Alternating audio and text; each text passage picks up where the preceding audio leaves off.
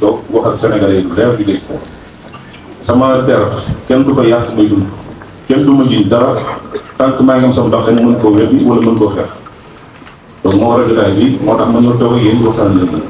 te li may wax yëpp nag ci diine laa ko teg teguma ko ci naxi bay teguma ko ci lu neex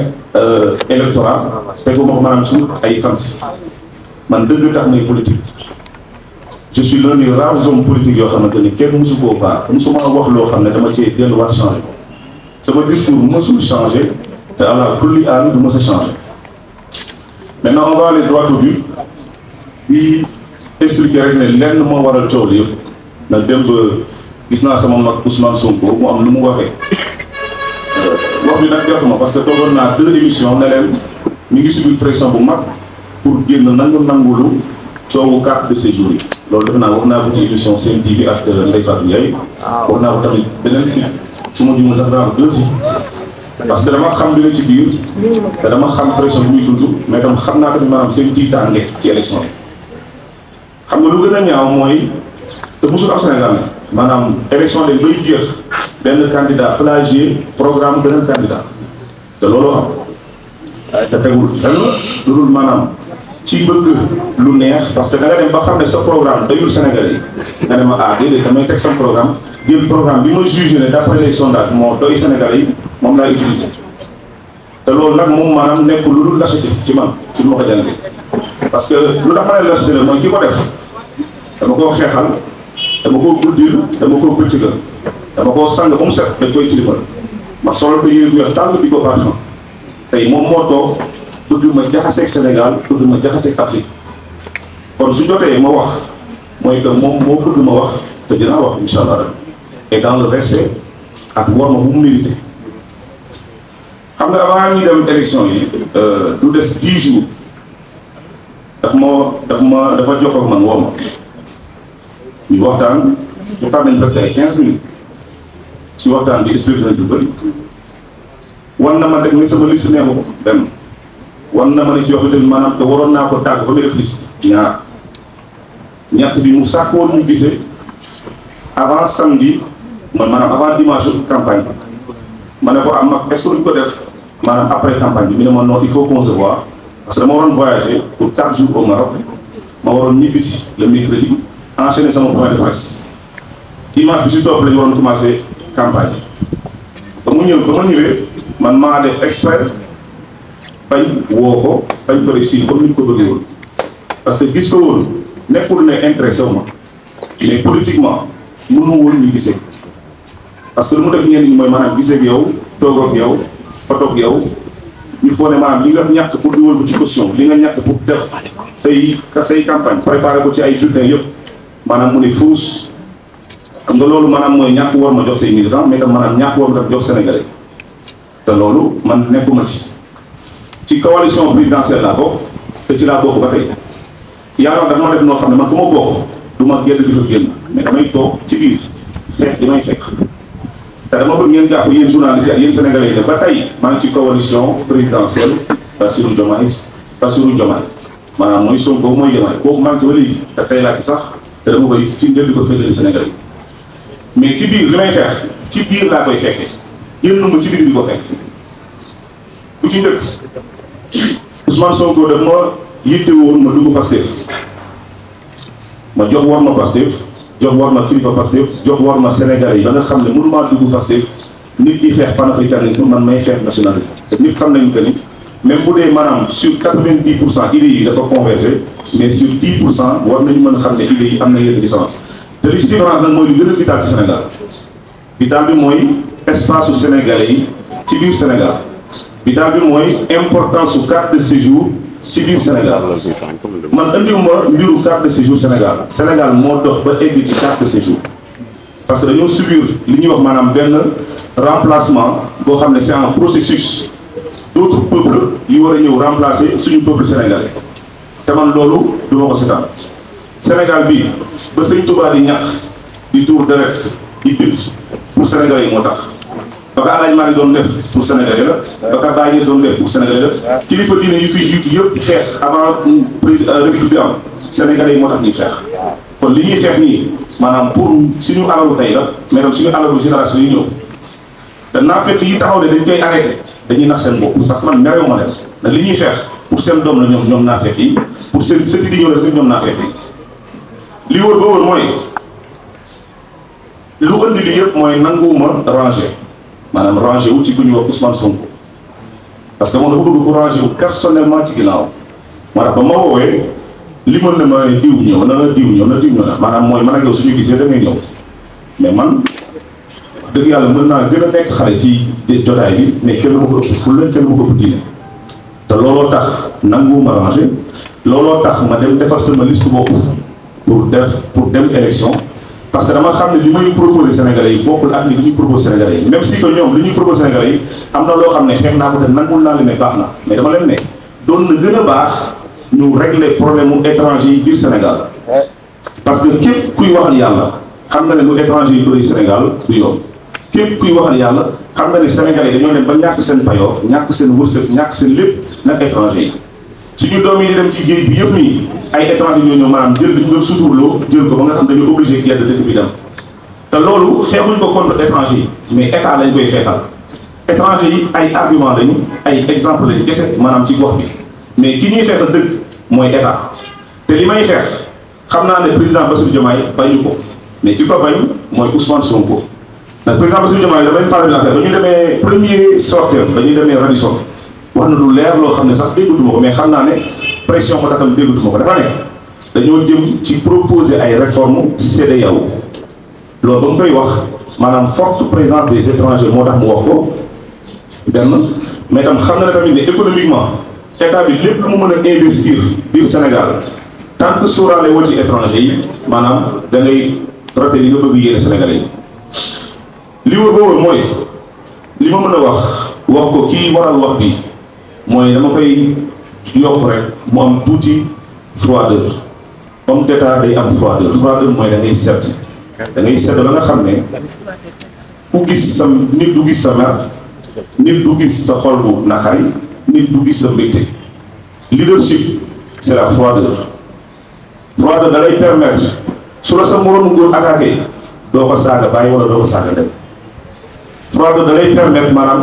su ndoddu maanaam wala su ruu yu bëri demee nekkee sa ginnaaw yaakaar la si say décision yaakaar la maanaam si sa xalaat da nga war a am nooy doxalee Ousmane Sonko sama mag la te ba tey sama mag la mais dafa am lu ma gëm mag su fenalee rak war na mën a toog expliquer surtout su ko defee en public te daf maa fenal loo xam ne dinaa ko détaillé benn par benn lu si njëkk mooy doxalinam ci ñàkk nekk homme d'état mooy defante bu bëri te defante bu bëri baaxul te li ko Macky Sall njëkk xañ mooy passeport boobu ñu ko xañ da ko teel a xañ moo tax tukkiwul xamul nu àdduna di doxee wallahi waxuma ko pour nag ñàkk rek tool dara mais Ousmane Sonko xamul fu àdduna toll xamul nu àdduna di doxee benn Macky Sall da koo tënk ci maanaam defante ba nga xam ne dafa dem ba jël pouvoir bi di continuer di defante mu dem tamit ci ñàkk passeport bi mu juróom ko nag ñàkk relation internationale moo tax soo nga xoolee Sénégal mi ngi dund benn économie bu faible bu négative parce que suñu gouvernants yi amuñu relation internationale te relation internationale dafa baax ci ñiy jiite rek pour ñu jàng bien sûr li ma ci gën a mën a wax mooy gis nga sooy jiite nga dem ba yàlla may la kilifteef yàlla suturaal la ci biir may la taxawaay dafa am nooy doxalee li ngay doxalee bu njëkk mooy li la yàlla may yëpp dañ koy jël santé ko yàlla ba pare après maanaam ngay doxalee dëkk ci nit ñi ak ci yàlla man damay politique ba léegi musuma toog ci wax loo xam damay ñibbi sama kër jàpp jël sama kur ne damay istixfaar parce que xam naa ne su ma toogee ci leen du ma fen Ousmane Sonko nag yàgg nañ ko traité lu nekk ma toog di ko béy ma toog di ko xeexal te moom xam na njëriñu carte de séjour ci biir Sénégal moo tax ñoom bañ ko décidé nekkul woon sax Dakar dañ ko décidé dañ koy décidé ñu ñëw ci région yi mu wax leen ne leen bàyyi ba ñu egg Dakar dinaa difficulté boobu moo tax ba ma defee émission ma ne leen ñu ngi koy teg pression pour nanguloo ko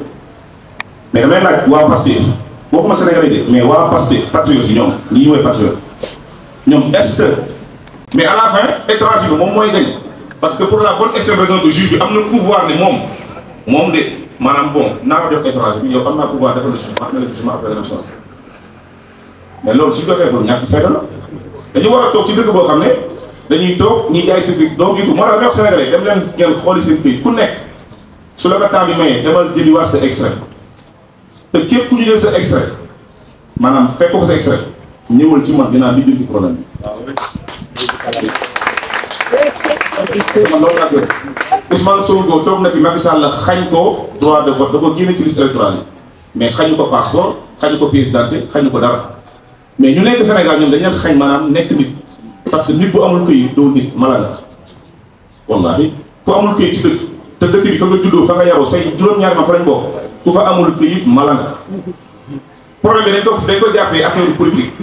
man considéré ma sa bopp comme politicien ku ma dégg may wax xam nga ne politique ma parce que li may teg ci argument yëpp c'est pas de la politique c'est des réformes yu ñu war a teg Sénégal les réformes parce que depuis 1960 ba léegi ay états yi ñuy fet ñoo fi nekk te état bii nii nga xam ne Bassirou Diomaye mooy président bi Ousmane Sonko di premier ministre man du ma seetaan ñi ñuy konne di ñu fen waaw du ma seetaan ñuy konne ñuy fen parce que li am mooy ay fen yu tooy la ñu bëgg konne gérer dëkk bi te maa ngi seen biir damay toog seen biir ne leen lii ak lii ay fen la day soppi te day changer incha allah. Ousmane Sonko nee na Sénégalais yi ñu ci bitim réew bien sûr que Sénégalais yi ci bitim réew man def naa plus de 13 ans bitim réew mais xam naa lu Sénégalais yi di dundee bitim réew kenn gënu maa placé pour xam lu Sénégalais di dundee bitim réew. Sénégalais yi maanaam tubaab si sax dañ leen pesé maanaam même suñu amul kii daf leen ne soo leen cotiser maanaam 12 mois d'impôt di ngeen am droit demander titre de séjour parce que tubaab bi dafa dem ba benn instant pour mu maanaam piéger sax maanaam sans papier yi daf leen proposer soo leen cotiser étant sans papier ngeen cotiser 12 mois loolu am France pour ñu ko xam France soo fa nekkee da ngay toog 12 mois yoo xam maanaam même bu dee amoo kii mais bu dee da ngay liggéey même dans le noir ngay fay impôt soo ko xasee ba fay fu ma 12 mois da ngay am maanaam droit demander titre de séjour kon day wane ne que maanaam ñi nekk bitim réew ay nit lañ yoo xam ne ay Sénégalais yoo xam ne dañoo respecté loi yu am foofu noonu loolu li mu wax maanaam ñàkk xam la ak ñàkk tukki bu bëri parce que Sénégalais yi nekk Gabon ñu ngi fa di fay séjour plus de 750 000 à 1 million 100 Sénégalais yi ñu ngi Cameroun di fay carte de séjour Sénégalais yi maanaam ñu ngi Gabon ñu ngi Centrafrique ñu ngi fépp di fay carte de séjour Mauritanie bii Sénégalais ñoo koy fay kon waxu ko ñàkk xam-xam la teg ci nga ne soo génnee Dakar amul feneen fu am nu mu tudd fi étranger moom Casamance mu dëkk amul lu ko ëpp étranger Casamance instant yi Guinée yi jël nañ ko te moom son premier combat mooy maanaam assurer la sécurité territoriale de la Casamance mais maanaam jiital jëmmam jiital boppam moo tax mënu koo taal moo tax mu taal boppam foog ne dafa war a dund comme un messie li ko yàlla may dama koy yàgg rafetlu mais naka wormaal ci wax dëgg naka wormaal ci gore ci ñi ko doon xeexal naka wormaal xàmmee maanaam ñi ko wër tey mais ñoo ko doon xeex léegi ñu ko wër tey ñoo ko doon gasal kàmb dem man nag bu dee nag maanaam ful la kese laay dese ful la kese laay dese te si ay dee te Ousmane Sonko xam na bu baax na ñaata musul merci. yow mu doon tuur ci Afrique. di ko fàttali ne Sénégal yi nekk ci bitim réew ñu ngi fa di fay carte de séjour di ko dund ñu ko amul tamit ñu ngi koy doxalee noo xam maanaam ñu ngi koy lijjanti mais au moins ñooñu sax jënd ñu koy ci doomu réew ñu fa nekk Sénégal kese ngay dégg ñuy jënd état civil Sénégal loolu kese yi kese la moo tax ma ne leen pour xeex loolu yëpp mënul romb lu dul ñu teg ay carte de séjour te man waxuma ay carte de séjour ay fay 10 000 ay fay 30 000 day doon xaalis bu leer ci étranger bi parce que Sénégal dëkk la boo xam ne maanaam dëkku teddukaay la mais dañ koo gérer parce que dafa am lu ñuy wax maanaam concurrence déloyale te concurrence déloyale ba noonu moo tax Sénégalais yi di gën a ñàkk étranger yi di gën a jug di gën a teg man maa toog télé effectivement mani guinéens yi ak libanais yi ñooy étranger yi gën a bon ci Sénégal maa ko wax démb maa ko wax tey te damay xamal Sénégalais yi ma ne wallahi azim te damay xamal Sénégalais yi ne billahi wallahi taalahi nu guinéens yi nekkee Sénégal ak nu libanais yi nekkee Sénégal tant que réglé wu ñu ko ci politique maanaam mooy carte de séjour xamal leen seen bopp ñun ndawu dëkk bi kenn du fi teg loolu ma leen ko wax te damay laaj tamit ñi dawal cag-cag ñoom est-ce que bëgg nañu maanaam bokk seen moto yi ak Guinée yi di moto yi gën a mag damay laaj transporteurs yi est-ce que bëgg ngeen maanaam di bokk ak ay étrangers yi fii ñëw di wàññi seen njëgu transport damay laaj maanaam suñu jant yi war a ñëw Dakar war fee liggéey est-ce que bëgg ngeen bokk ak ay boy yi war a jóge Mali Burkina di jël seen place damay laaj ñiy liggéey hypermarché exclusif di liggéey UNO di liggéey maanaam di est-ce que bëgg ngeen ak étranger yi ñëw fi ngeen war a fay ko 100 000 francs ñoom ñu yóbbu ko 30 000 loolu lay laaj Ousmane Sonko loolu laa koy laaj mu wax te dama koy ñaan ci biir wax na préparé suñu débat man ak moom bu dee am na fi.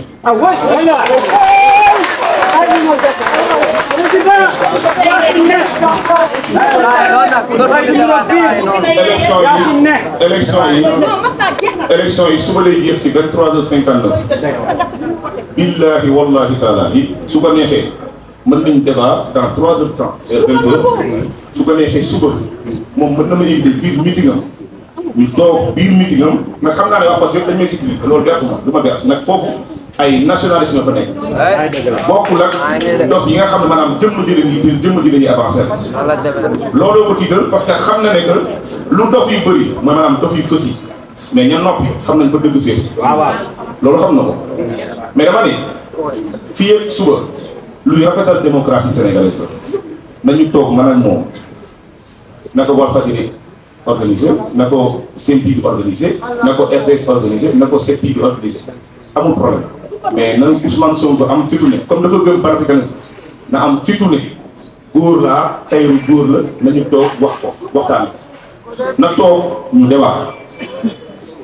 xam naa seeran ay tànk day yëngu dama bëgg nga bind sa mur Facebook nga ne je suis prêt pour le débat te su ma sañoon nag xoolal mu nekk day ci guddi gi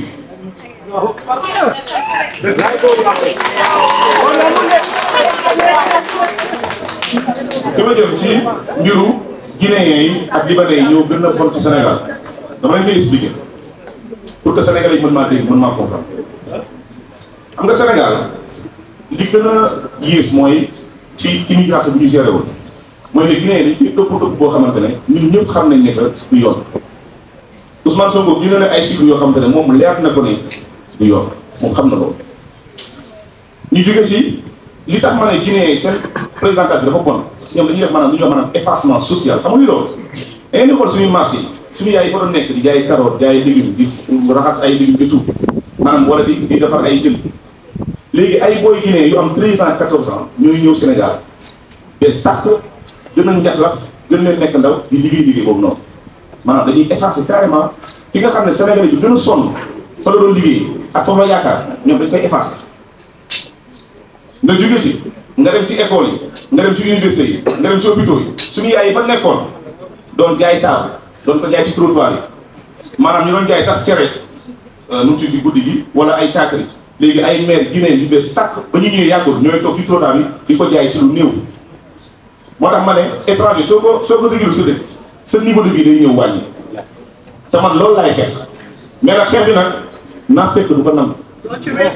mais li may wax rek dina jëriñ seen intérêt doom yi mu ñoom naa fekk yi la ndax seen intérêt si la nga jógee si Guinée ñëw jël boutique yëpp moo tax ñu lañ ne dañuy dugal benn projet boo xam ne képp ku fi ubbi alimentation générale muy nga nekk Guinéen nga nekk fu la mënti nekk lu dul Sénégalais da ngay dugal caution direction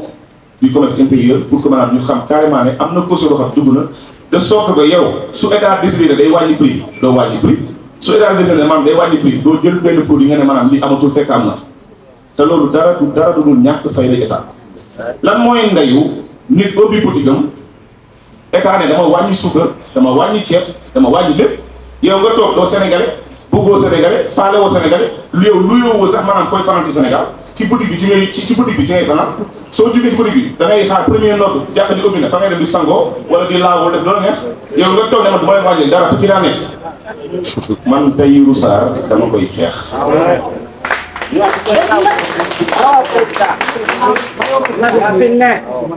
li tax ma ne Libanais tamit si ñu gën a bon Sénégal lañ bokk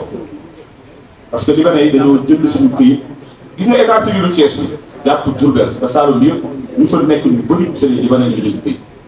am na ñoo xam ne dañuy gëm ne maanaam fii lañ juddoo suñu maam yokk lañ ko suul dañuy fen man gis naa ay dossiers Libanais yoo xamante ne heure bi ñu ngi Liban maanaam extrait bu ñu mais xam nga suñu ñëwee la leen jëm jox dinañ leen jox extrait bu pare dinañ leen jox pièce d'identité bu pare lenn kese la ñuy def maanaam dem demander seen bopp passeport loolu kese la ñuy def léegi loolu ñun suñu ko xeexul lan la ñu war a mën a xeex xam nga c'est bien beau nga taxaw fii maanaam di xastante di sulli ay mbuut ay diw sàcc la diw yàgg naa ko ne ko tegal affaire yi noonu man loolu yëpp mosuma si nekk ci débat de base état yooyu noonu man li ma gën a yitteel mooy maanaam dimbali Sénégal bi ne ci suuf moo ma gën a yitteel. bu dee da nga dem nag maanaam ba wax ji xam nga moo tax politique fen baaxul parce que politicien ñaari ñoo ko sonal vision ak jikko maanaam vision ak jikko soo nekkee ci nguur par exemple ñun Afrique président yi seen jikko mooy gën a feeñ que seen vision soo demee ci dëkk tubaab yi seen vision mooy gën a feeñ que seen jikko fii nag jikko mooy gën a feeñ que vision moo tax soo xoolee yëpp day dem ba day mujjee maanaam nekk ci suufu waat moo tax nga gis ay ñoo xam ne c'est des lécheurs maanaam ñu doon xas Ousmane Sonko dégg tey ñooy toog ci wetam ñu demoon di ko noonoo ñooy ñëw naan ma ay parce que woowoo ma di ñàkk fayda yow noonu maa ngi gën a féetee ndaw mais ñàkkee ma fayda à ce point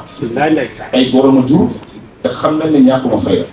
ku ñàkkul fayda këram du ko ñàkk ci dara te loolu moom xam na ko maintenant nag xulóowuma xeexuma ba ñu dalee def campagne ba léegi tey mooy premier jour ma tenir ce genre de discours là parce que j'ai toujours été dans les arguments mais nag dama ne mag bi nga yàgg sang di ko parfumé solal ko lu weex di defar deram bis bu ëlbati ko ne da lay fenal ci mbooloo da ngay taxaw ci mbooloo ne ko da ngay fen mag. merci beaucoup merci président. si bëgg naa nga leeral beneen Tahirou Sarr bi mooy posé question xam nga Tahirou bu ñu teg. waaw donc beneen fay dem fekk nit ñi la ñuy laaj dañuy jaawale ñaari fay. loolu moom na nga ko leeral. mu leer la ñu li ma bëgg wax mooy Sénégal suñu Sénégal la te ku lire sama programme xam nga ne Sénégal kese moo di ñor ñun nationaliste man musuma politiquer sama jëm musuma politiquer sama bopp. ku ma yaakaar ne sama bopp moom a yitteel man yitteel moom wallaahi heure bii fi ñuy lekkee ngooñ Sénégal xam naa ko mais deewu ma fa te ci laa bokk nag am naa fa wàll am naa fa cër mais deewu xamul tax nag man du ma xeexal nit xeexal la ma xeexal la ba nga xam ne yow def naa ñii noonu nag yow nga yeewu dem ànd ak noonu yooyu noonu ne rek may xeex nit Ousmane Sonko mi ngi ànd ak heure bi ñoo xamante ne ba ma koy défendre dañ doon message sama waa kër wala message sama jabar ne bàyyi waxal sa jëkkër ji mu bàyyi défendre violeur wallahi te kooku def na ko ministre tey billahi wallahi taala Ousmane Sonko xam na du ma fen xam na ne man dëgg gis na moo tax moom fii la toog di xas transhumance lan moo am tey du ay transhumance ñoo ñëw yaa toog ne maanaam képp ku bëgg militer man dama ko arrangé moom dafa ne ki gëm sa yoon respecté sa yoon nga des mais man maa décidé ne du ma transhumé te moom moo woote ne bëggul transhumant c'est que moom dama ko topp ci respect yu bëri ba mu jur li tey parce que Sénégal soo respecté nit yenn respecté yi day foo ne maanaam mën na la écraser day foo ne maanaam mën na la am li may xalaat wallahi Ousmane Sonko xalaat te balaa ngeen koy gën a gëm na nangul ñu débat bi na too suba xaj na ci élection yi jeexagul moo tax ba mu waxee démb dama sant yàlla lu tax ma sant yàlla dama ne su ko waxoon démb su ko waxoon suba mooy vendredi ci guddi gi mën na maa metti mais ba mu ko waxee à 48 heures de la fin des élections alors là je me suis dit que maintenant mi ngi noonu di leen fàttali nag ne sama nag la te ba tey même si que fenal na rakkam mais rakkam dafa waroon wetti nag moom fenal ci mbooloo kenn di leen fàttali ne ci coalition président Bassirou Diomaye ci laa bokk ba léegi te loolu xam naa ne lu neex Diomaye Faye la di leen fàttali ne maanaam ci seen biir lay nekk di ko xeex ba carte de séjour tegu ci dëkk bi ci seen biir laay nekk di ko xeex ba nga xam ne transport benn étranger du ko dawal moto Jakarta benn étranger du ko dawal moto cak-cak benn étranger du ko dawal benn étranger dootul nekk duñu wax dootuñu ñëw Sénégal wàññi suñuy dund parce que li am Sénégal suñ ko xeebul tey man maa leen ko wax dañuy perte Sénégal te may wax nag maa ngi koy wax guinéen yi bu baax ak libanais yi nañu bàyyi suuf bi ñuy jënd fii Sénégal man maa leen ko wax da ngeen koy perte investissement à perte ngeen di def man xam naa libanais bu fi juddoo nekk Sénégal xam naa guinéen bu fi nekk Sénégal même si que suñu administration moo ñàkk fayda ba nga xam ne maanaam lu loi bi wax respecté wuñu ko parce que loolu mooy indi wax yëpp dañoo ne nit amul droit de sol fii ñaari doomu étranger ñaari étranger suñ fi sëyee ba am fi doom seen doom ambassade lañ koy tuddee Ousmane Sonko wax ci loolu du ko weddi mais nga taxaw bëgg ma tuumaal ne man damay waxee noo xamante ne dinañ dem ba benn jëmmi jamono sénégalais yi dem attaqué di étranger yi fen bu doy xepp la musuma woote à la violence musuma woote à l'attaque ci nguuru Macky Sall avant ñuy jàpp sama jabar bëggoon nañ ma dugal ci loolu maanaam infiltrer suñu groupe yi di fa wax ay dañuy préparer ay attaques politiques et tout ñuy gérer digital ñëpp xam nañ ko mën na leen supprimer leen groupe yëpp ba ay policiers yi ñoo may woo ci suuf ne ma loolu yëpp ay piège la te boobu ba ma nekkee ci Macky Sall laa doon gën a wax ka tey te le même discours laa tenir étranger ba mu ci nekkee ba tey ci laa nekk nga toog ville boo xam ne mairie de Dakar liggéeyul kenn du dul libanais bale place de l'indépendance baleel Guinée yi maanaam fi ñuy jaay seen fruit loolu kese mooy njëriñu mairie de Dakar amul benn njëriñ lu état Sénégal war a dundee maanaam ci askanam yëpp mi ngi ci étranger yi ñoo koy capté léegi après ñu bëgg toog ne loolu duñ ko xeex Ousmane Sonko benn xottu béton la ci tali bi nationaliste yi jaar ci kawam brique ko dem te loolu ci biir coalition bi man ci laay des te ci laa koy xeex ci biir coalition bi ci laay des te ci laa koy xeex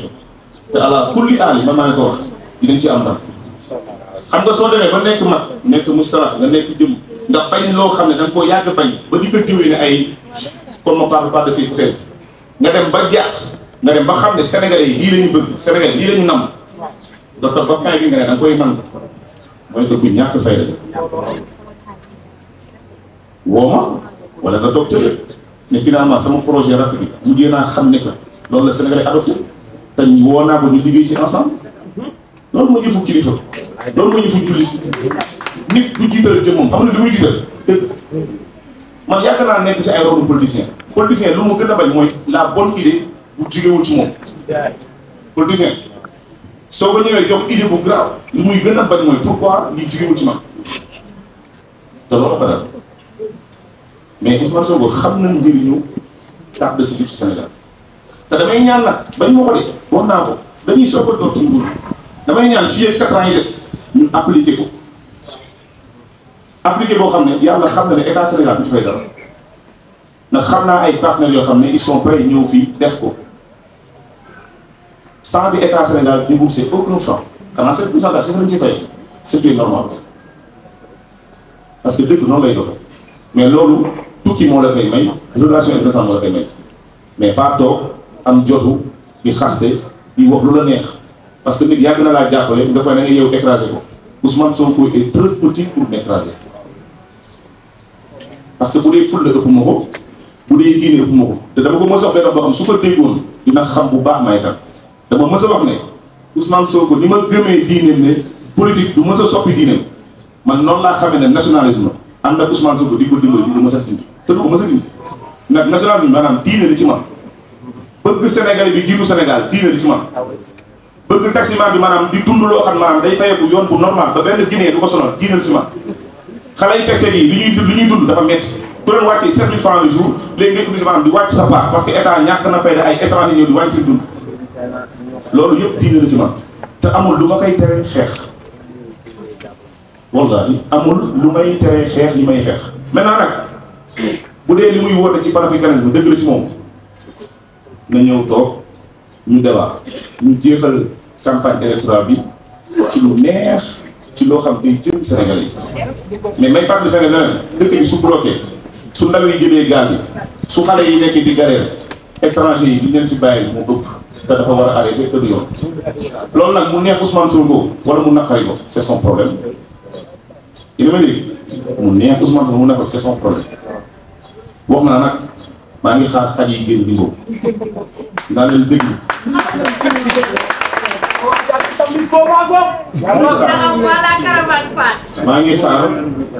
maa ngi xaar xaj yi génnaat di ngóob mais dafa leen ñaan benn affaire quoi nañ ko teg ci argument parce que man li ma wax fi yëpp argument la heure bii suñu appliqué suñu ba Bassirou Diomaye toogee su defoon 3 mois wooteelu mbiru carte de séjour en 1 mois il fait 200 000 emplois parce que carte de séjour mu lay permettre leen kese day aj sa doomu dëkk wàccee étranger mais du ko tere liggéey dina am liggéey mais dafay teg ay charge mais étranger boo xam ne marché lay fanaan kiosque lay fanaan boutique bu muy jaay lay fanaan ci mbedd bi lay fanaan ci chantier lay fanaan soo demee hôpitaux yi da ngay gis hôpitaux boo xam ne dañuy indi liiru Guinée bu bees tàq bu gaañu lu tax parce que yaay ji wasin na 14 heures 17 heures génn na hôpital parce que bëggul fay 3 jours après mu ñëw xale bi dee na parce que fan la parce que koy jël yóbbu ko ci benn maison kër boo xam ne pareewul ñu jël ko tëj ko ci ay boutique tëj ko ci foo xam ne maanaam da lay wut ni fii nii baaxul ci xale bu ndaw. frontière Sénégal 60% des femmes yi fiy romb yëpp di dugg Sénégal c'est des femmes enceintes dañuy ñëw fii di wasine di yokk maanaam suñu peuplement kër dëkk kër la bàyyi nu muy gérer njabootam ci jabar ak doomam président noonu lay gérer njabootam ci askanam bàyyi su sóoraalee ne maanaam njaboot bi ñaari doom la day génne li mët ñaari doom président su sóoraalee maanaam njaboot bi 13 millions ngeen day génne li sóoraale 13 millions mais ñun dañoo ñàkk fayda ba mujjee nekk ci ay 18 millions ay 6 à 7 millions d'étrangers yokku fi amul ci benn njëriñ suñu doom yi ñu ngi leen di dem yóbbu Gabon di leen fayal ay 1 million de carte de séjour Gabonais yi ñu ngi Sénégal fii di dund gratuitement moom day woote réciprocité et puis nga wax ne visa maanaam dañuy fayantoo visa ay France et tout foo dama koy jàngal benn affaire ci mbiri immigration et tourisme gis nga dëkk bu nekk daa am 3 profils de visa bu mu war a gérer maanaam mooy de politique d'immigration comme dëkk yoo xam ne maanaam effectivement balaa ngay dugg ci dëkk ba dëkk bi nga nekk fa ngay sasoo visa pour dem ci dëkk ba loolu moo nekk comme yenn pays Europe parce que dañoo nekk maanaam à fort taux de tourisme boo xamante ne ñoom dañ koy mën a limiter am dëkk yoo xam ne nag da ngay ñëw ba ci aéroport bi nga am visa d'entrée maanaam mooy bu ñu la teree nga ñëw si dëkk bi mais dañuy wax da nga ñëw ba ci biir dëkk bi nga am visa d'entrée am dëkk yoo xam maanaam soxla woo visa lu mel ni Sénégal parce que Sénégal soo fi tegoon visa da ngay rey tourisme bi dama koy yokk xam-xam rek mu comprendre parce que tourisme bi day dundal dëkk bi tourisme ak culture maanaam loolu lu koy gën a dundal maanaam mooy ubbiku ak nit fi mën ñoo accéder benn ñaar suñu tegoon carte de séjour dina jural askan bi xaalis boo xamante ne su courant waree yokk askan bi du ko yëg su ceeb waree yokk askan bi du ko yëg su dëwlin war a yokk wala ndox war a yokk askan bi du ko yëg man loolu laa bëggal Sénégal beneen bi garantir sécurité nit ñi sécurité ñi maanaam mooy lu si njëkk ba maanaam am liggéey Sénégal dañuy xool xale yu jigéen yi dañuy dem defi formation d'infirmerie ku ci pare ñu jóge si kër toog kenn embauché wu la pendant ce temps marocain yi ñu ngi fi di jàng tigir suñu ak di ñu jam algérien yi Tunisie yi ñun suñu doom yi nga xam ne ñoo waroon liggéey loolu noonu waroon am stage loolu noonu ñoo ñàkk fay ay étranger ñëw si dëkk bi ëpp fi société nekk en même temps directeur des ressources humaines di embauché lu dul étranger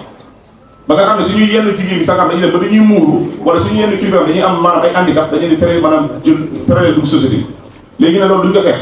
ñu ne loolu mooy xénophobie loolu mooy racisme ñoo tey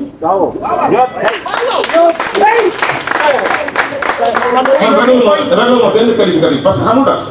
nationalisme képp ku koy xeex di ko basé si ay lu am France mooy maanaam sa xam-xam dafa gàtt wallahi parce que ñi ngay jox exemple France ñoom dañoo fekk carte de séjour France da nga leen fekk maanaam ñi leen di fayloo ay taxes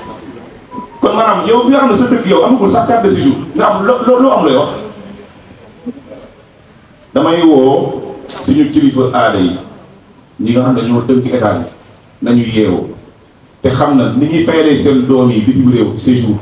di leen fayal ay billets d'avion et tout nañu fexe maanaam loolu am Sénégal loolu kese lay wax mbiru suuf si laay jeexale Sénégal dañoo dem ba benn instant léegi étranger yi soo demee ville libanais jël nañ fa immeuble yu bëri def ko seen moomeelu bopp nee nañ bu ñu loué sénégalais tubaab la ñuy loué wala naa pour ñoom man xam naa ci immeuble yoo xam am naa adresse yëpp et tout soo demee ci baale bi tamit yenn kilifa guinéen tamit noonu la ñuy def soo demee ay Bambilor soo demee ay Kër Massar yëpp ñoo fa fees ñoo jàppee ne Sénégal seen suufu bopp la mais maa leen koy waatal billahi wallahi taala du seen suufu bopp te wallahi azim dina dellu suñu loxo naaw ko may wax benn affaire gis nga immigré guinéen yi nekk bitim réew ba malien yi tout ku ci jàpp ne maanaam sa meilleur jënd suuf Sénégal la yaa ngi dugal sa xaalis si ndox lépp dinañ dugal projet de loi Assemblée nationale jëlaat suufu Sénégal duñ leen dàq nag parce que ñun dàquñu kenn mais dinañ fexe ñoom ñu am maanaam lu ñuy wax maanaam droit d'occupation gan du tabax gan du yéeyu bay gan day xam boppam ci dëkk gan su yàggee sa dëkk ba ëpp fa da lay yab te su la yabee askan bi day fipp loolu dal Côte d'Ivoire te loolu laay ragalal moo tax soo leen xoolee sama mouvement bi bu ma la bëri kenn du communiquer si keneen ku dul man lu tax nag bañ dérapage ñu ngi may attaqué ne ay dañ tudd pël yi fan laa tuddi pël mosuma def vidéo tudd pël musuma def vidéo tudd pël man sama jabar pël la nu may tuddee pël mais pëlu Sénégal la am na pëlu Afrique du Sud am na pëlu Côte d'Ivoire am na pëlu Burkina dañoo bëgg indi xeex bi ci mbiru pël ci mbiru waaso musuma tudd waaso te Ousmane Sonko bu mës a génne fu ma tuddee waaso te moom indi na fi waxu waaso moom tiit na am na tiitaan yi indi fi waxu waaso kilifa day dal kilifa doo tiit di wax kilifa doo tiit di bàyyeeku kilifa doo tiit di fen kilifa da ngay tiit di teey froideur moo yor état état bu dee amoo froideur tu ne mérites pas d'être un homme d'état homme d'état mën na suñu 14 heures 15 heures mu dem pare di liggéey guddi bu wéet di ñaanal yaayam bay jooy loolu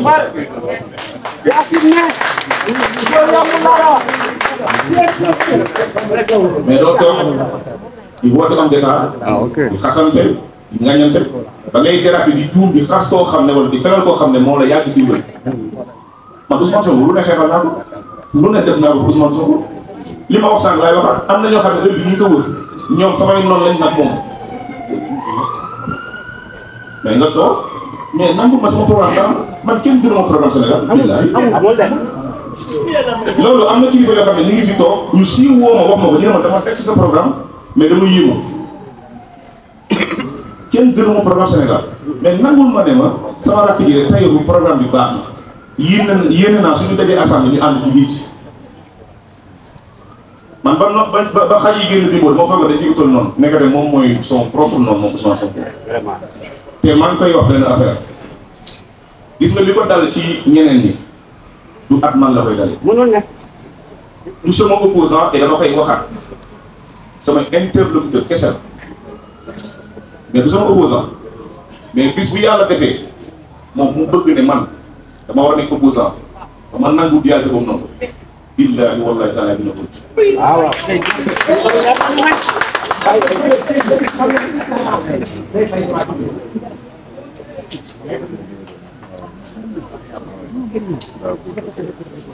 léegi dama leen di sant leen teewaay tey ñu koy rafetlu ñun waa coalition jàmm ak njëriñ maa ngi leen di indil suñu mbokku Sénégal yi ñuy seetaan moo xam ci biir réew mi la moo xam ci bitim réew diaspora bi moo xam ñi ñuy déglu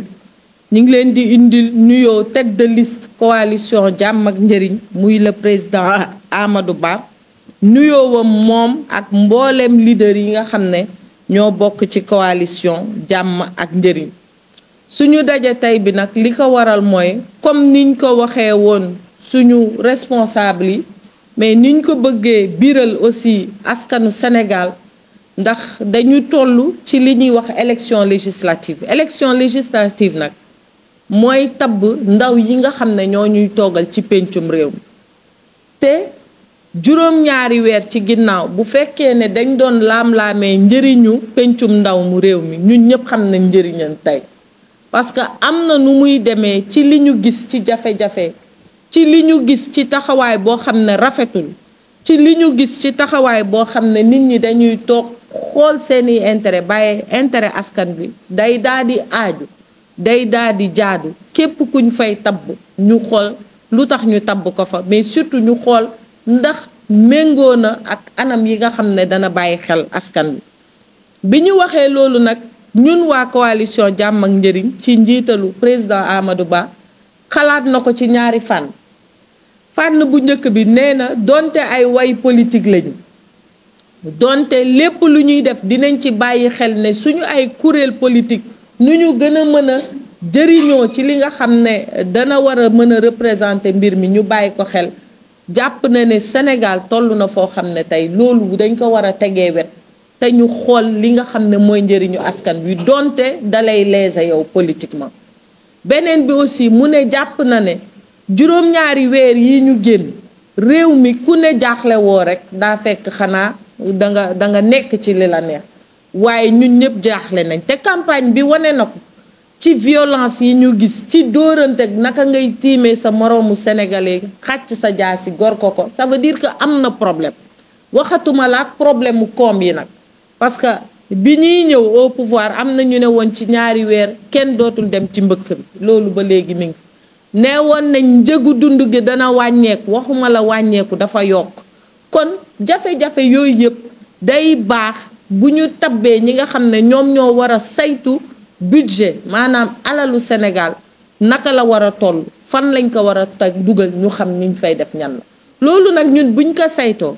dañu ne bu ñu neexee ku nekk demal boppam kuréel élection mën nga am walla nga ñàkk, waaye loolu du doon lu gën pour Sénégal. lii gën mooy ñun ñi nga xam ne nekk nañ opposition te ñu bari ci ñun nag nekkoon ci pouvoir bi xam li nga xam ne noonu la mbir yi war a doxee, ñu fexe boole suñuy doole benn ndax ñu dimbalee gën a mën a taxawu askan bi, mais ñaar anam yi ñuy defee élection législative maanaam raw gàddu ci département yi gis nañ ne ci wàllu élection bu ñu tasaaree baati mën nañu nërmeelu. kon li ñuy wax coalition jàmm ak njariñ ak sàmm sa kàddu ak takku wàllu Sénégal toog nañu séq ay waxtaan yoo xam ne yàlla def na ci sutura ba ci ñaari anam àndandoor nañ ko décider dem ci élection yi. anam bu njëkk bi mooy bi gën, mais boobu yàlla dogal na xëy na élection législative yi ni mu anticiper amuñu woon temps bu doy pour waxtaan yi ñu mën ko wëyal ci anam bi. bu ngeen seetloo am na suñu mbokk yoo xam ne seeni liste sax dañu forclos déposé wuñ ko ndax patam-patamee bi nga xam ne roofoon nañ ko ci élection législative yi. kon ci benn wàll bi nga xam ne déggoo nañ ci mooy laata ñuy déposé liste ñu bokk tabbandoor suñu ay ndaw ci benn liste mën ko déposé. loolu yàlla dimbale nañu am nañ ko Kër Massar, am nañ ko Dakar, am nañ ko Tivaouane, am nañ ko Guédiawaye. bu ngeen seetloo Dakar le maire Bamba Fall de la Médina moom la ñu joxe ci listu sàmm sa kàddu mu daal di fay nekkal jàmm ak njariñ sàmm sa kàddu porté liste Dakar bi. Guédiawaye bu ngeen seetloo ministre Néné Fatoumata Tall takku wàllu la bokk te mën nga ca liste ba moom ak Aliou Sall. foofu dama fay taxaw gannaaw bi ñu dégloo kàddu yi nga xam ne président Macky Sall rotal na ko ci ay audio di ñaax ndawam yi nga xam ne ndaw yi bokk APR ak ñi bokk takku wàllu ñu mën a soutenir accord yi nga xam ne xaatim nañ ko ci intercoalition diaspora. am na aussi yu mu bind sant ko waa Bakel. noonu aussi lañ koy ñaanee mu wax ak ñoñam yenn Géejawaay pour que ñooñu aussi mën a soutenir liste bi nga xam ne le maire Aliou Sall moo ko jiite te nga xam ne ñoom am nañ fa ku ñu investir. ndax tey li nga xam ne moo ñu motiver woon mooy ñun ñëpp ñu ànd nekk benn say boo xam ne dinañ mën a taxawal askanu Sénégal. donc ci Tivaouane aussi boo fa demee da ngay gis ne intercoalition bi waa sàmm sa kàddu dañu joxe benn ñu joxe benn. donc yooyu intercoalition dañ ko def laata ñuy déposer liste yi ñu bokkandoor déposer liste. am na nag leneen lu ñuy wax complémentarité la ba tey mën nañ ko jàppee intercoalition mais wuute bi am foofu mooy ñenn ñi nga xam ne amuñu fa liste dañu ne comme amuñu fa liste dinañ jàppale ñi fi am liste. te département yooyu liñ ci noté Bakel la ak Guédiawaye. lu mel noonu aussi moo am ci diaspora bi. diaspora bi juróom-ñetti département ñoo fa ne. ñetti département yi ñun ñoo fa am liste muy Afrique de l'Ouest, Afrique australe ak Amérique océanie. am na yeneen ñetti département yoo xam ne takku wàllu moo fa am liste. am na yeneen ñaari département yoo xam ne sàmm sa kàddu moo fa am liste. donc li ñu wax mooy kenn ku nekk fa nga newul te kenn ku nekk ci opposition ne fa na ñëpp boole seen doole daal di jàppale liste boobu. kon tey lii yëpp ñu jéem a def ko ay waxtaan. am na nag yeneen département yoo xam ne xëy na takku wàllu ak sàmm sa kàddu am nañ fa intercoalition mais ñun amuñu fa intercoalition. donc lii ma lim sànq ci tubaab bu ngeen bëggee mën naa ci ñëwaat ci wolof ci département jàmm ak njëriñ li. jàmm ak njëriñ nag li mu wax mooy gannaaw aussi looy def rek da ngay fexe ba kenn ku ne du ci loru kenn ku ne gis ci boppam. ndax bu fekkee ne da nga ne nañu ànd rek ci loo xam ne sénégalais yi seen bopp duñ ko mën a comprendre dafay daal di am problème. ndax nag dañu génn ci élection présidentielle mu am ñaawteef yoo xam ne dafa bëri nit ñi def ko te mënuñu ko justifier mënuñu ko expliquer parce que yor sa candidat faqatal ko ba mu daanu soo xëyaatee ne sénégalais yi dañuy àndaat loolu sénégalais yi mën nañ ne ñii kat ñun taxuñu leen a jóg seen bopp leen tax a jóg te ñun loolu taxuñu jóg parce que bu ñu loolu taxoon jóg kon président Amadou Ba du ne nañ dem leen waxtaan ak ñëpp lu am loo xam ne jaadu na jaar na yoon mën na defaral sénégalais yi ngeen def kon li muy seet moom mooy nan la ñu war a taxawalee Sénégal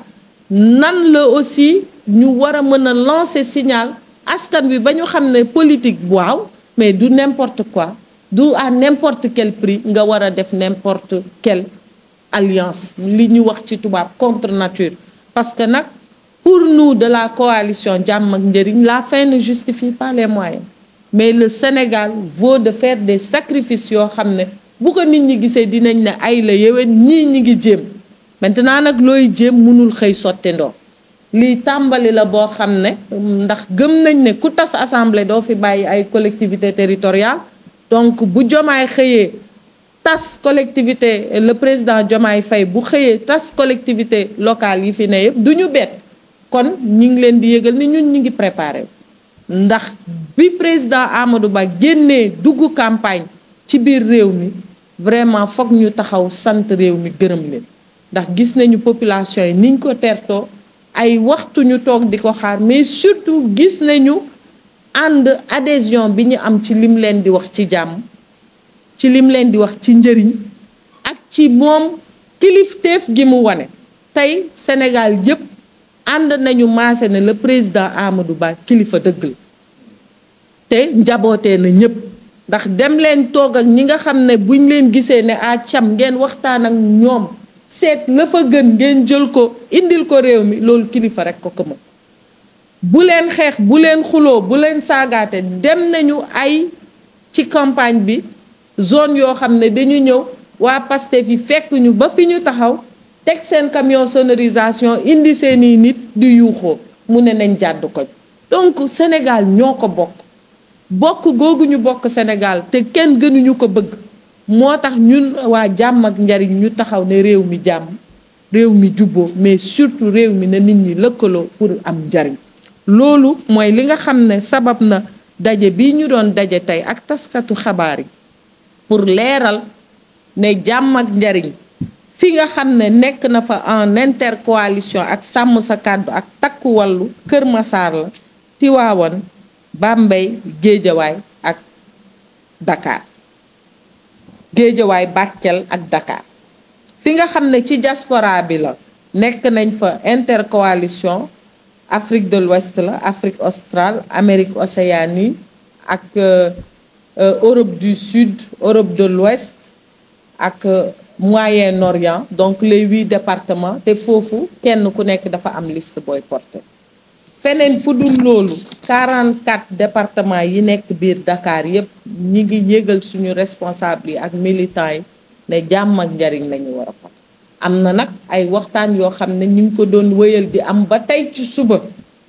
pour que département yi ñu nekk en intercoalition yokk mais loolu day fekk li muy yàq day bari te tamit waxtaan foog mu am at ndax mënuñu fi nekk di waxtaan ba suba wala ginnaaw suba ñu voté li ñu wënoon mooy wane ne bëgg nañu waxtaan bëgg nañu ànd donte dinañu léser lu bari mais après nag bu yemee da ngay xam ne tàmbali la am na lu opposition bi commencé tabax commencé jëmbat ñu ñaan yàlla muy gën di màgg di gën di law ba nga xam ne dinañ fi mës a toog ba ne intercoalition totale am nañ ko mais pour le moment département yi ma lim sànq ci tubaab foofu moom ñu ngi woo camarade yu Jàmm ak Njariñ ñépp ñu continuer mobilisation bi continuer seeni porte à porte ba minuit te bu subaa ñépp jublu ci sécurisation processus élection bi le jour du vote parce que lu am solo la nar a nekk sécuriser seeni voix bu 18h siégeant yeeg yépp mën a joxe résultat yi et que le meilleur gagne Sénégal rek am ci ndam parce que Sénégal ndamu Sénégal. Mesdames et messieurs, chers membres de la presse, chers leaders de la coalition Jàmm ak Njariñ, je vous remercie, chers membres de la presse, pour avoir répondu massivement présent à notre invitation pour ce point de presse. Au nom de la coalition Jàmm ak Njariñ et de sa tête de liste nationale, le président Amadou Ba, et à mon nom propre, je voudrais vous remercier pour votre présence aujourd'hui à ce point de presse. Les élections législatives anticipées du 17 novembre 2024 constituent un moment décisif pour l'avenir politique de notre pays. Nous nous retrouvons ici pour partager avec vous une nouvelle page de l'histoire de notre engagement commun pour un Sénégal démocratique, juste et prospère. Les coalitions Jàmm ak Njariñ, Takku Wallu Sénégal et Sàmm Sa Kàddu, toutes issues de l'opposition, ont pris une décision historique et responsable, celle de s'unir partout où c'est possible pour présenter une véritable alternative au peuple sénégalais face au régime en place. Cette alliance stratégique, loin d'être un rapprochement contre nature, s'inscrit dans une dynamique de complémentarité et de convergence autour de l'objectif commun: garantir une victoire claire et nette de l'opposition pour le bénéfice exclusif du peuple sénégalais. Cette démarche évite le piège de l'éparpillement des voix de nos électeurs, un risque amplifié par le mode de scrutin majoritaire au niveau départemental qui, vous le savez, favorise mécaniquement les coalitions les mieux structurées et les plus unies. Notre union, fruit de la réflexion et du courage politique, permet de maximiser nos chances, tout en donnant au peuple sénégalais une réelle opportunité de changement dans l'unité et la cohérence. Certes, les négociations n'ont pas été faciles. Elles se sont déroulées dans un contexte marqué par des délais très serrés, en raison des législatives anticipées. Cependant, grâce à la détermination et au sens élevé des responsables et des leaders que nous avons. Je peux citer le président Amadou Ba, je peux citer le président Khalifa Sall. Nous avons su surmonter les divergences pour aboutir à un consensus salutaire afin de relever les nombreux défis socio-économiques et les difficultés de gouvernance croissantes que tout le peuple sénégalais a fini de constater après 7 mois de gouvernance marqués par la continuité mal exécutée du PSE et d'un pilotage à vue des tenants du pouvoir. Aussi, pour parer aux urgences de l'heure, les modalités de l'intercoalition sont sous-tendues par un consensus qui repose sur des accords clairs dans plusieurs départements, aussi bien à l'intérieur du pays que dans la diaspora. Toutefois, soyons clairs, cet accord n'est pas global. Nous avons opté pour une approche réaliste et pragmatique. Ainsi, l'intercoalition se présente comme suit.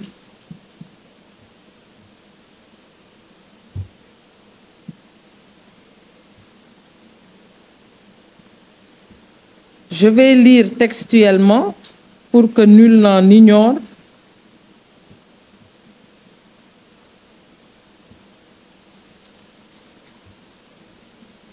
Sur le territoire national, l'intercoalition Jàmm ak Njariñ, Sàmm Sa Kàddu, Takku Wallu Sénégal, pour ce qui concerne la coalition Jàmm ak Njariñ, est constituée, c'est faite au niveau de Keur Massar. Et là, c'est la liste Jàmm ak Njariñ qui porte la coalition. Au niveau de Keur Massar, nous avons 2 investis. Babacar Diassé qui est investi par Jàmm ak Njariñ et Ndeye Jojo Sow qui est investi par Sàmm Sa Kàddu à travers le PUR. À Tivaouane, l'intercoalition est actée et portée par la liste Jàmm ak Njariñ. Elle est portée par Massata Samb de Sàmm Sa Kàddu et par Madjiguène qui est investi par la coalition Jàmm ak Njariñ. L'intercoalition également est portée à Guédiawaye par Jàmm ak Njariñ. Elle est dirigée par le maire Aliou Sall, investi par Jàmm ak Njariñ, et Madame le ministre Néné Fatoumata Tall, investie par Takku Wallu Sénégal. Donc au niveau de Guédiawaye, l'intercoalition, c'est Sàmm Sa Kàddu, c'est Jàmm ak Njariñ, mais c'est également Takku Wallu Sénégal. Nous espérons que Takku Wallu Sénégal reviendra à de meilleurs sentiments. Qui peut le plus, peut le moins. Nous avons été ravis d'entendre les audios du président Macky Sall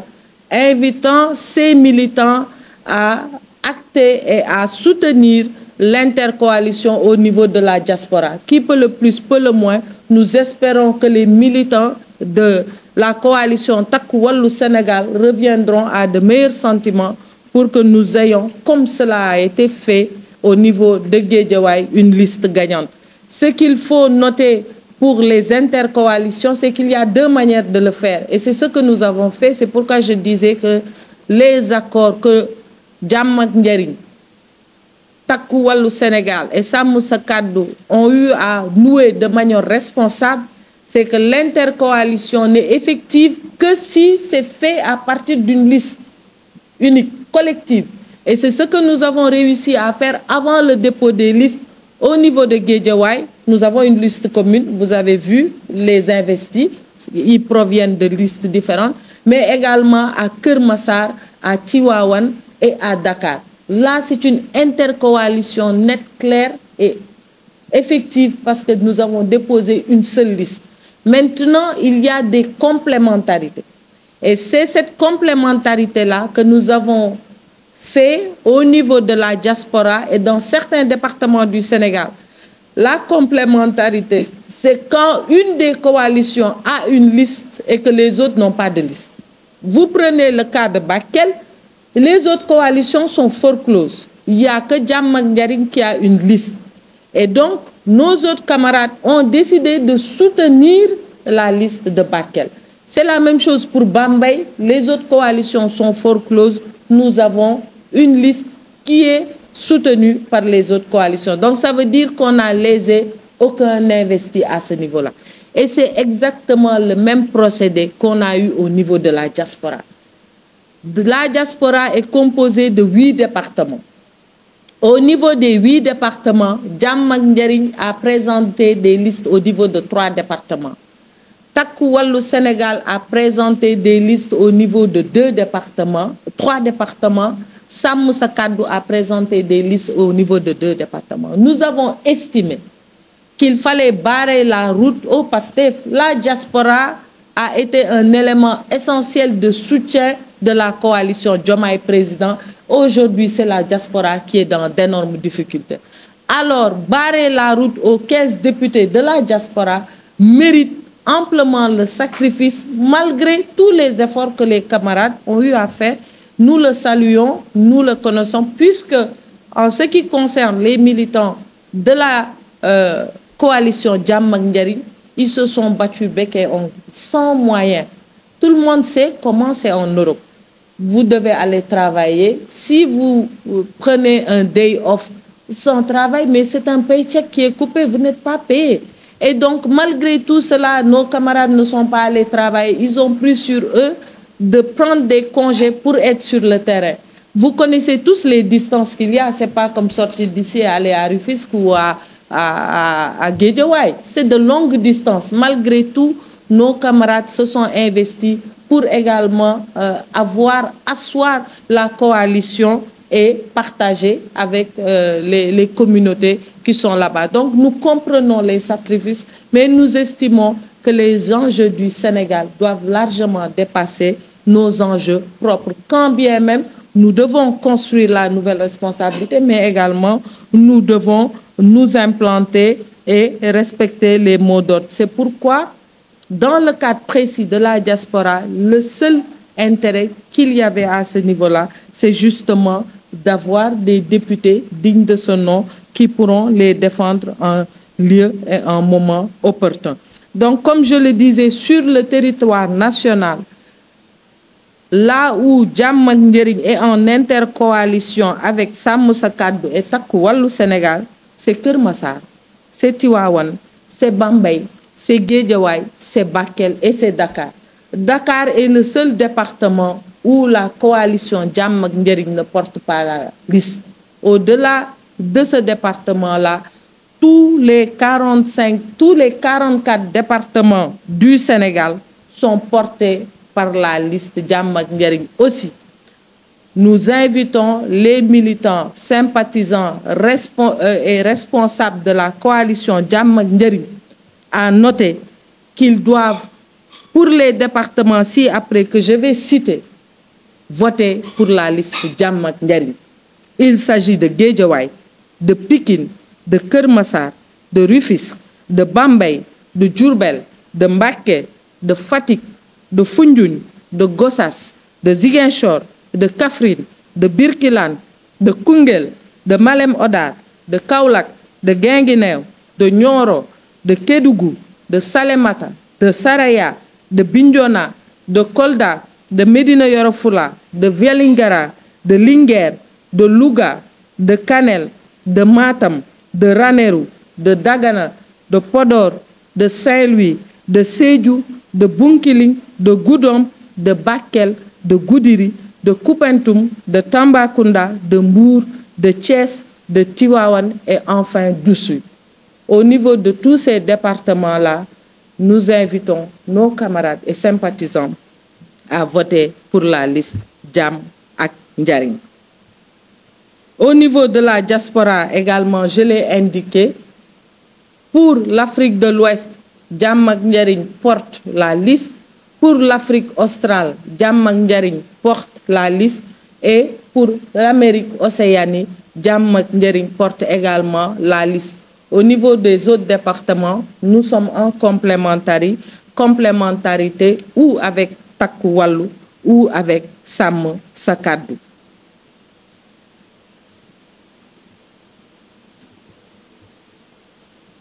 Par conséquent, nous invitons